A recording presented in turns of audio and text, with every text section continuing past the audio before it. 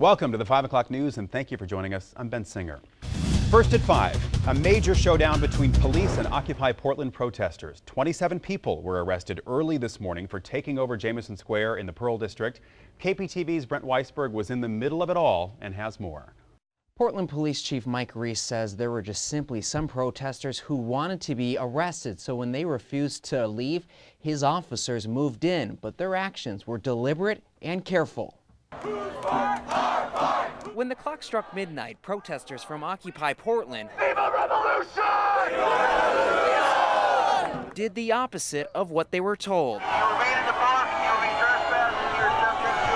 We have a right to be in this park. Police and city officials warned the protesters leading up to this morning's rally anyone camping or hanging out at the park after midnight would be arrested. The Mounted Patrol unit brought an undeniable presence, but it was the riot-ready police for whom protesters heckled. This is not necessary, Portland Police. Please back off. Around 1 in the morning, the first arrest came, and the protesters remained enthusiastic. I'm helping aid my brothers and sisters in this peaceful demonstration to protest the Federal Reserve and Wall Street. We are with you.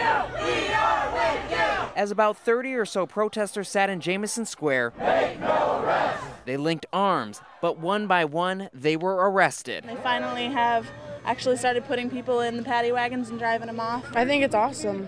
I'm really proud of both sides, definitely, that there has been no violence. There was no struggle, no clashing with officers. The biggest use of force was police simply carrying out those who refused to stand. I like the way the protesters and the cops are handling themselves so far. All of this, of course, because protesters hope to change what they call corruption on Wall Street. Remember that tomorrow we can do this again, and the next day, and the next day, and the next day, till we get what we need to live and be happy.